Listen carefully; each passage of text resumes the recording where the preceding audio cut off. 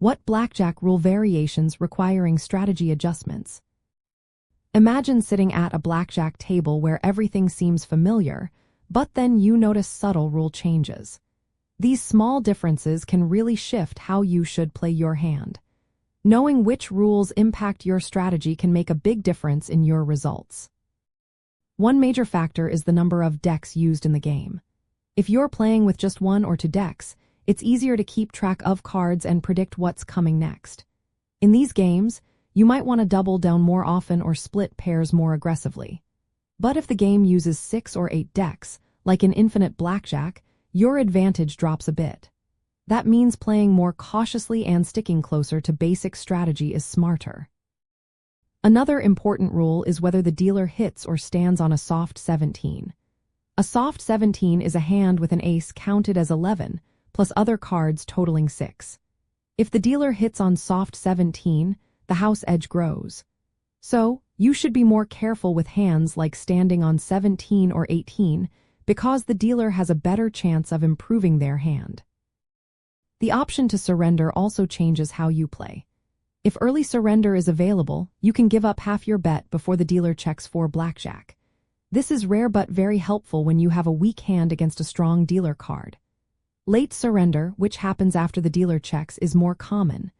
Use it wisely, especially when holding a 16 against a 9, 10, or ace, because your chances of losing are high. Rules about doubling down can vary a lot. Some tables only allow doubling on totals of 9, 10, or 11. Others let you double on any 2 cards. When doubling is restricted, you should be more cautious and hit more often instead of doubling in situations where it would normally be recommended. Splitting pairs is another area where rules matter.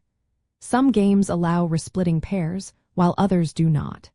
If resplitting aces is not allowed, you need to be more selective about splitting. For example, splitting aces usually limits you to 1 additional card per hand, so plan your moves accordingly. Insurance is often offered when the dealer shows an ace. Basic strategy generally advises against taking insurance because it favors the house. But if you're counting cards or playing under specific rules, it might be worth considering in some situations. Other rule variations include whether the dealer has a whole card or not. European blackjack, for example, does not give the dealer a whole card until players finish their turns, which changes your approach to doubling and splitting. Also, the payout for blackjack can be different. A standard payout is 3-2, but some tables pay 6-5. Playing at a 6-5 table increases the house edge significantly, so it's best to avoid those whenever possible. In short, whenever you sit down at a blackjack table, check the rules carefully. The number of decks, dealer hitting on soft 17, surrender options, doubling and splitting rules, insurance availability, whole card rules, and payout ratios all influence how you should play. Adjust your strategy based on these rules to give yourself the best shot at winning.